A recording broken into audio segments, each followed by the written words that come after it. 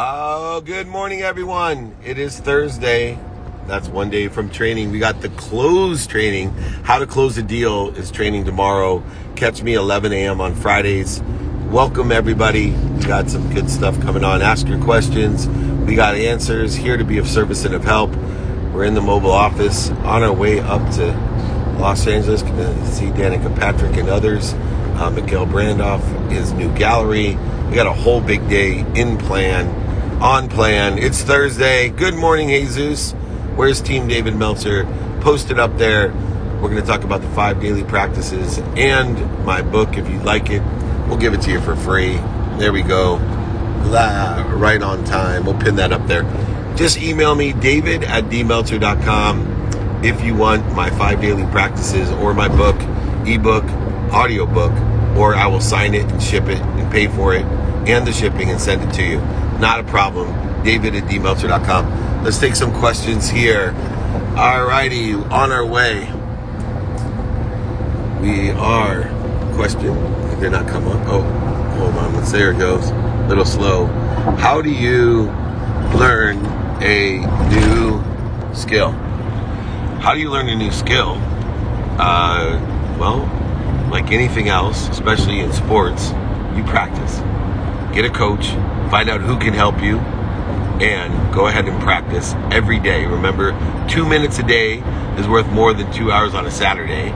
So practice a skill every day with consistent, persistent behavior, and you'll get better at it. That's a very easy but maybe overlooked thing. This is why I do this, because I don't think in that way. Like, some things that are obvious to me are not obvious to others. It's not what I say, it's what they hear. So I want to make sure I reiterate, practice every day. 2 minutes a day is worth more than 2 hours on a Saturday. I'd rather you play golf 15 minutes a day than a round of golf on a Saturday for 6 or 7 hours. Promise you'll be much better. Who are some mentors you've had, and what lessons did they help with or teach you with? Well, some great mentors of mine, the ones that are dead: Napoleon Hill, Wayne Dyer, Bob Proctor, Sharon Lecter, Cynthia Kersey, Blaine Bartlett. The greatest lessons that I've learned are gratitude, forgiveness, accountability, and how to effectuate inspiration. I had another mentor that helped me in understanding the psychology of sales, the 5 to Thrive system, solution selling. Mike Bosworth, one of my mentors. So I've had so many mentors and still do. I pick mentors, people who sit in the situation I want to be in, and what they want to teach me. And my mom's my mentor for parenting. She's the best parent I know. So really great and blessed to have such unbelievable mentors in my life, and continue to have those. Here we are on Thursday. We're ready to go. Chad, are you here? Belding, is Chad Belding here? Let me check. Let me see here. How has student your calendar impacted your activity on the road? Oh my God, night and day. Also saved my trip next week for my daughter's graduation. Do not see Chad Belding here. Chad, are you here? Chad Belding at the Foul Live TV. So, sorry. Do you always have to pay for a mentor? No. Know the difference between a coach, a mentor, and a teacher. A teacher is going to be able to explain things so that you can recall, remember, and remind yourself of it. A mentor will give the best of themselves to you, and a coach will bring the best out of you. There's a variety of mentors. I have a ton of free mentorship for you. Just go to david@dmeltzer.com, and we got live trainings, we got Ask Me Anythings, we got these IG lives every day. So mentorship, books, you can get my book for free. Other people's books are great ways to be mentored. You don't have to pay for it. If you do pay for it, make sure you get it guaranteed. I always guarantee everything I do month to month for profit. So look in there.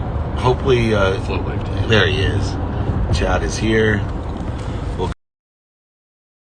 We got Chad Belding, the hunter and TV star of The Foul Life. Looking forward to this immensely. It's such good TV. There's so many different TV. Oh, come on, man. Go live with them. Thank you, Chad, for your patience. We are moving and grooving on the live today in the mobile live. Hey, How are you, buddy? I'm good, man. How are you? Good, thank you. Where are you? Reno, Nevada. Oh yeah, that's a good place. Well, you are now talking to the world's worst hunter ever. I've been pheasant hunting up in North Dakota. I've been hunting in Louisiana, and I have been deemed the world's worst hunter. I'm lucky to get my safety off before, so we have a great compliment to one another. Yeah, I like it, man. Well, you can always get better. I'm trying to improve every day, also. That's what we're about, right? Yes. And my potential is probably just a little bit less than yours. But anyway, TV and content has changed so much because we're able to take two different people like you and I and share our perspectives on what we're good at, what we're bad at in our lives. And that's what makes, Foul Live TV so great is so many people have no idea what it's like. And they don't have to fly in, lease land, go pheasant hunting with their friends to see what it's like and to experience it. You provide those experiences to people. For you, did you ever imagine that you would be that person in order to kind of guide and show and illustrate what your normal life and your normal passions are so intriguing and interesting to other people? No, I mean, my whole goal in life when I was coming up was to be a professional baseball player, and I went to D1 college on a scholarship to play baseball, and I went on my first duck hunt when I was 27, and I absolutely fell in love with it. And I kind of took that passion for baseball and transformed it into this duck hunting thing. And I started, you know, just really practicing on vocabulary and calling wild ducks and wild geese, and that turned into getting invited to compete in competitions. And then people saw my personality, and I got invited to be on their DVDs or their TV shows, and all of a sudden it broke out into the Foul Life, and that was in 2007, and we went to air in 2008. So now we're getting ready to air season 13 of the Foul Life. And but yeah, it was one of those things to where people really put credibility into people they see on TV. So I didn't want to take that lightly. I really wanted to take it serious and show the lifestyle and be a good influencer and a good ambassador of the American hunting lifestyle, and have passion for the animals, have compassion for the animals, respect for the resource. And I wanted to show people that this lifestyle is a blessing and we're not entitled to do it. It's a privilege, and we do not take it for granted. So I wanted to show every aspect, from the duck camp to the animals, to the dogs, to the scouting, to the hunt, to the cooking, to what hunting really does to the soul and how therapeutic it could truly be. And I think that's what the Foul Life has become. And the exercise, right? It's for me, my priority, my non-negotiable in life is health, and hunting, done properly, safely, with respect of our environment, is just an all positive encompassing activity, just like baseball. And it's so amazing. I was curious, what disciplines or characteristics did you learn from playing all those years of baseball that carried over into hunting? There had to be, some carryover of what you learned playing baseball into hunting itself. Yeah, I think the two most important things that I learned, out of baseball was the first one I learned from Ted Williams when he wrote his book, The Science of Hitting, one of the greatest hitters of all time. It taught me the art of visualization and the discipline of visualization, and being able to visualize what I wanted to see happen in a baseball game, or I would, see an 0-2 fastball on the outer half. I was a lefty, or a changeup that would be going away from me. I would try to visualize where the ball was going to go into the outfield, if I was going to round first into second.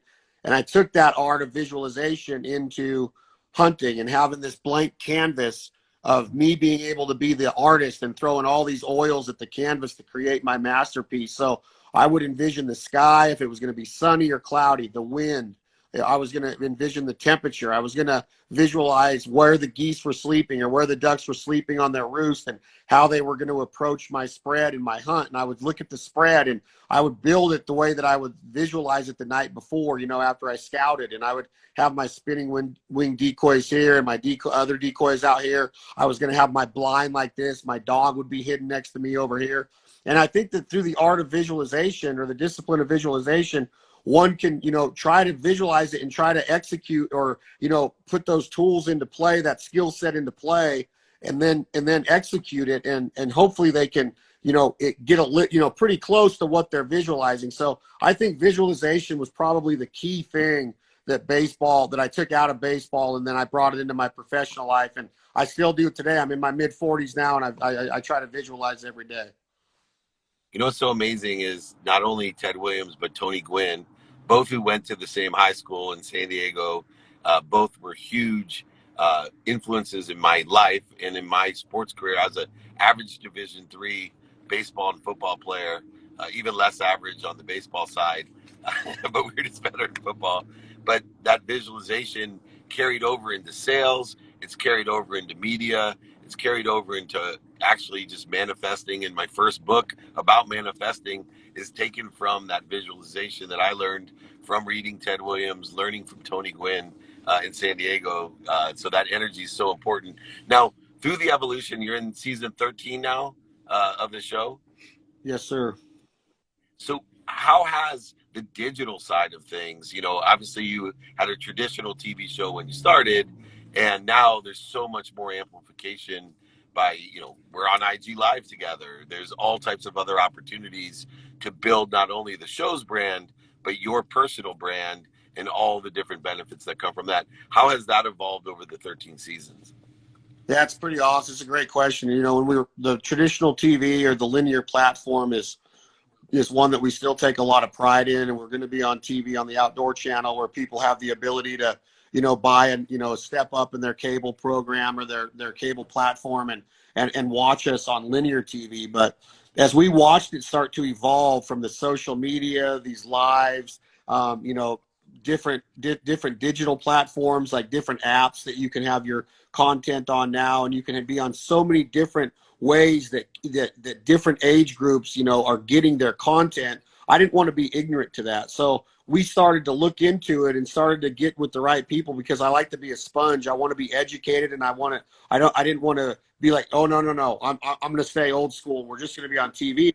Sponsors and our partners, they weren't hearing it. So we had to figure out the social media. We had to figure out the programming to go on and be part of our linear, our print ad campaign, our digital ad campaign. And then the podcasting came in, and we launched 3 national podcasts because of our network. So I'm constantly conversing with different folks all over the world, whether it's music or military or athletics or baseball. And I say because of a mallard duck, we were able to transform into all of these different areas. And now we're hosting live events. We're hosting podcasts. We have social media. We have linear TV. We have a brand new show called Provider that's getting ready to launch on digital TV, the My Outdoor TV app. And then we have another TV show that's getting ready to launch on YouTube. So we're trying to, within our capacity and within our manpower, without losing our authenticity or our production quality, we're trying to keep content.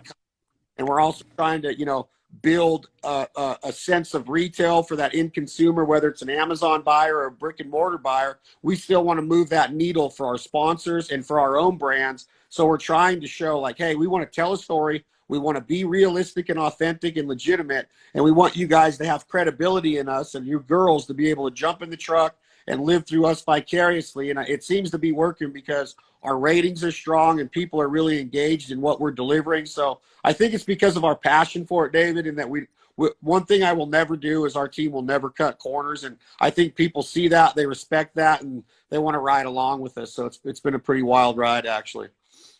Wow, you've written it so well. And I will tell you, I'm going to send this clip to my mom because, you're just a testament to what I always believe, that doctor, lawyer, or failure, humbug to that.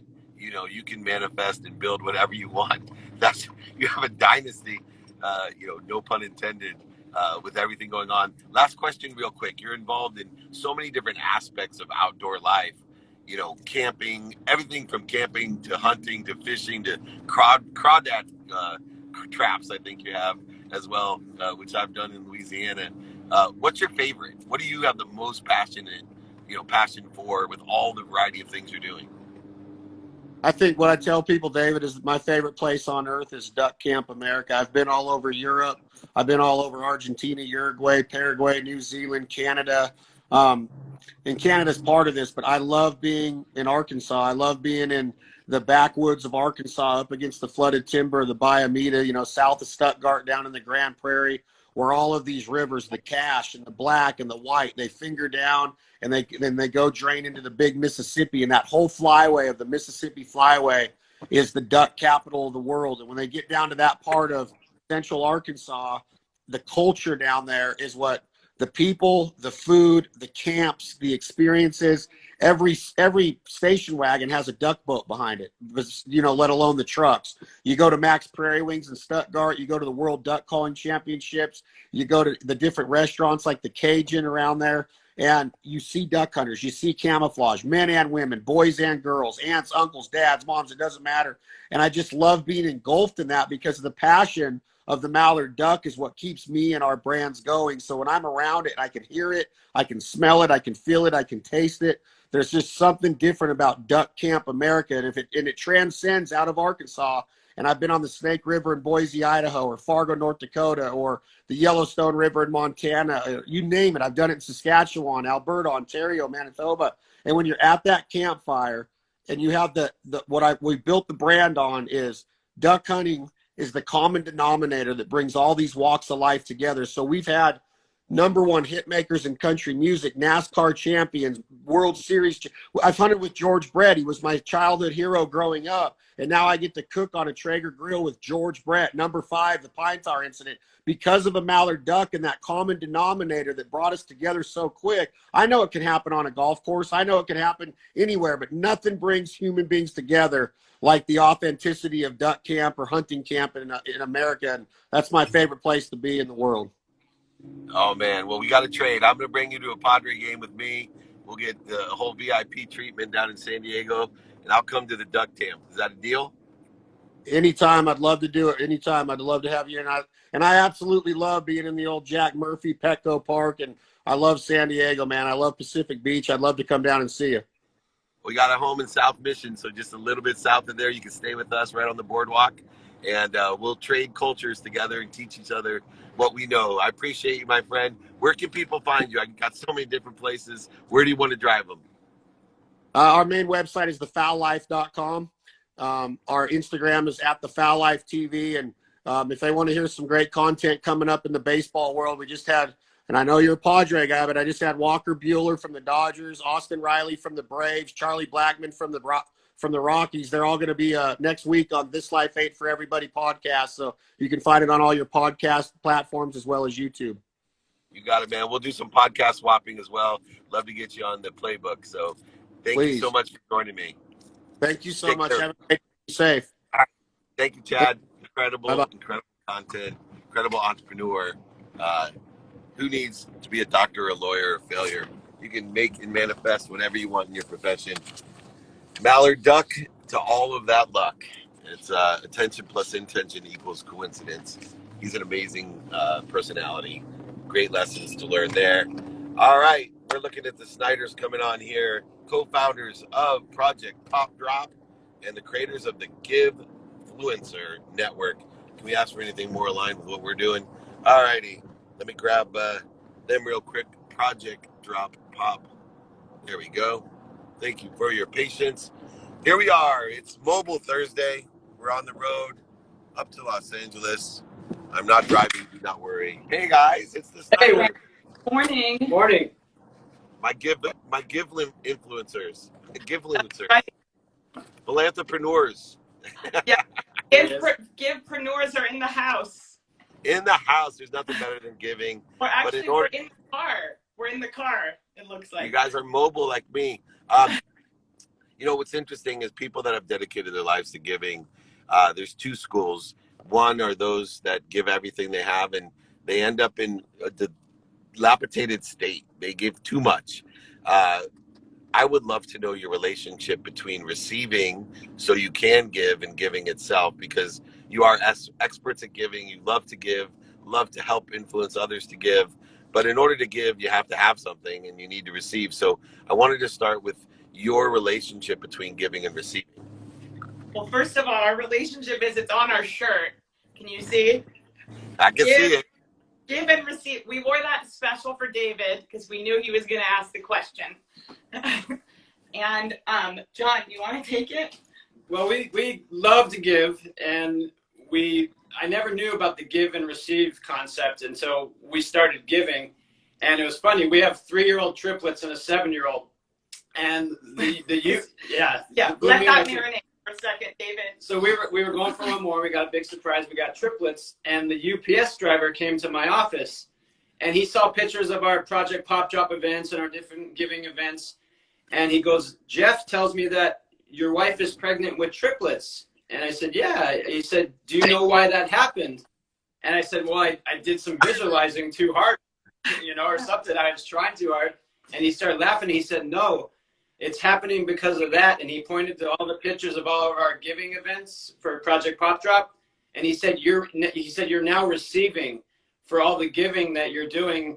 This is you receiving 3 healthy babies at one time. With your wife being pregnant with the triplets." He said, you guys give so much. He said, now you're receiving, so you have to be open to receiving. And he asked me, he goes, "Are you open to receiving?" I said, "I am very open to receiving." And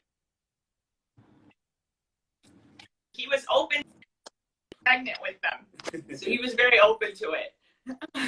so it kind of taught me a lesson of, at that moment where, okay, this is part of the receiving part of it, because I never kind of got that. I was always like, give or sell, just pushing what I want to push, and not open to receiving until that moment about 4 years ago.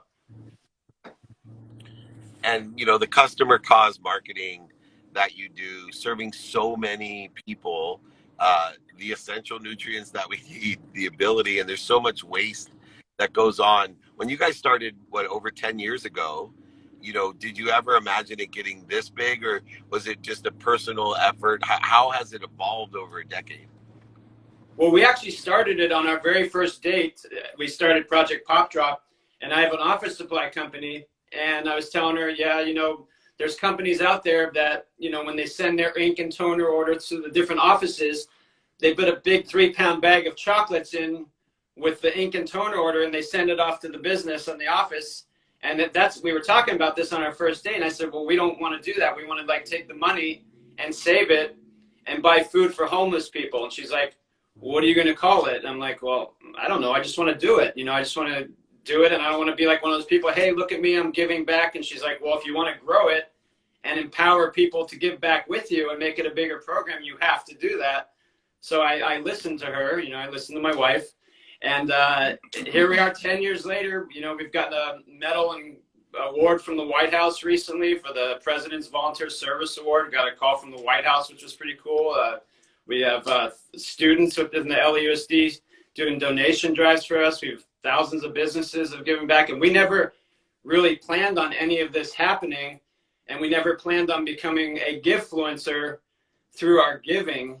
And now here we are, it's blows my mind. And we just put up 3 new houses in Project Pop Drop houses. So we now have evolved from just giving food and life-saving supplies to the homeless. Now we got 3 different houses for 3 different families to actually live in now. With the tiny house. With the tiny home village through Hope of the Valley. So we bought 3 houses. And I think our mutual friend was one of our co-sponsors for one of the houses. I think you're friendly with Dean Graziosi. And we love Dean. How great is Dean? Let's just give him a shout out. He's the best. The best. Dean yeah. We love him, right? Yeah, absolutely. And that's not surprising that he helped. I will also say that Dennis Waitley has a saying, planting seeds under trees that you'll never sit under. And when you're helping that many people, you just don't even know how many stories of how you've impacted. And I'm going to share a quick story with how you guys have impacted my life. So my daughter, who's turning 17, She's a junior in high school. She somehow got exposed to Pop Drop and what you were doing, whatever, and was inspired and applied for a fellowship with another boy, her partner, and they built a app to deliver food to the homeless. And they won a fellowship. The Dragon Kim Foundation gave them a fellowship to continue to develop this app now. And I would love to have her meet with you to show you the app. That is a delivery app for homeless people. Oh man! Oh my God, you're kidding. That's yeah. awesome. So you guys have planted seeds all over Southern California and the world, probably. And my friends, Dean and even Tony's. I know everybody's in support of what you're doing, and and inspired me. In Africa, our foundation, the Unstoppable Foundation, we delivered over 1 million meals during COVID. Redirected our funds because we had to pull all our people out of Kenya because of COVID, and so we created and delivered over 1 million meals and funded that Awesome. organic meals in Kenya. So you incredible work. Last question: How can people help?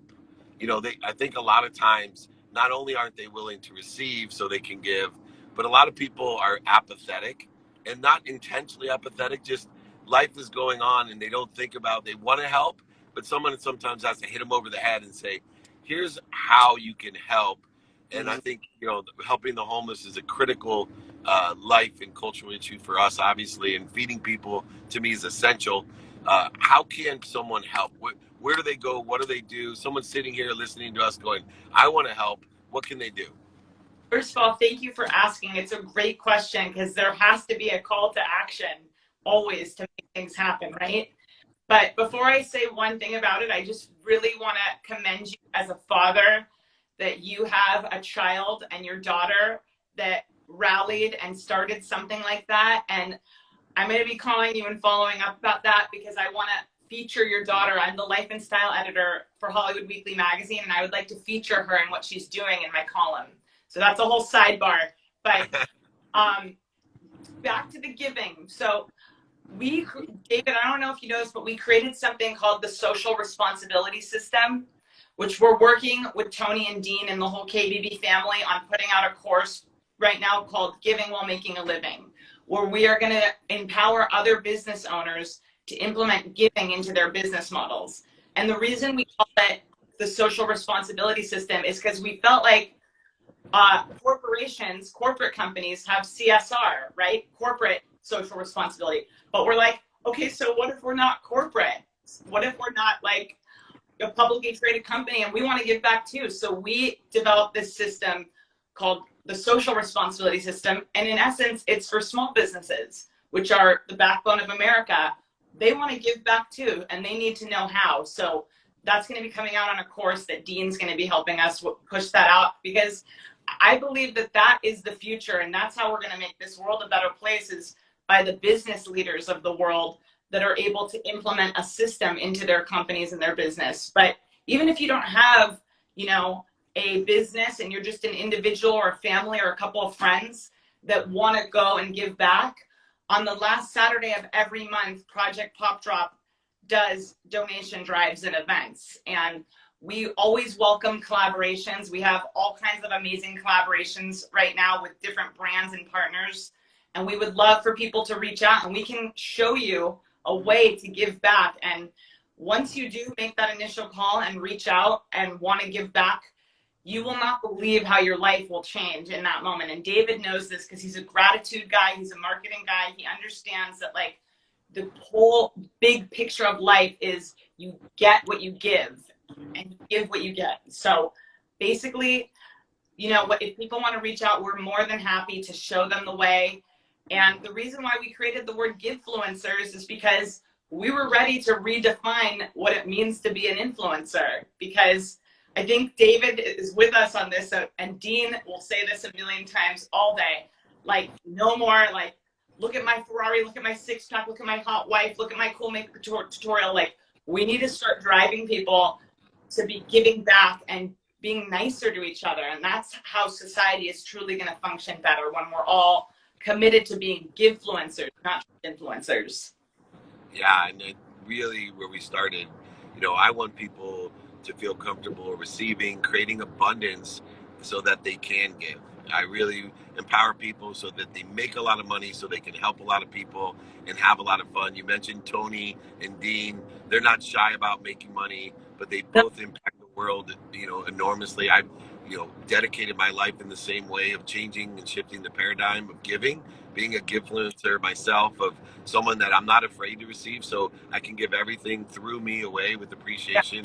And I think what you're doing is incredible. And as well, I appreciate highlighting my daughter, but more importantly, I want to highlight what you're doing and be a part of Dean and your program. So please reach back out both ways so that I can incorporate it in my platform. Pop Drop, where can people find you guys? Yes. Projectpopdrop.org and contact us that way.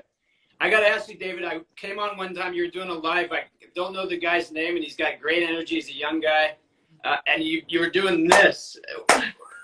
What is yeah, so Craig Siegel, that's the, he calls me the articulate alligator. So that's my alligator imitation. And I'm the spiritual starfish, articulate alligator, energetic enigma, the ferocious Buddha. They give me all kinds of nicknames. I like to be the general of kindness. So it'll fit in with you too, because you're wonderful, you're blessed, and you're, most importantly, you're kind to so many people. And I'm sure it'll keep on, hopefully not coming in triplets, but coming in all kinds of different forms to you. We're done. Yeah. All right, David. Lots of bombs are always being dropped here. You guys are awesome. I look forward to talking to you off the line. Let's do more together. Thank you for all you do. Thank you Thanks, so David. much. Have a great day wherever you're headed. Have an amazing day.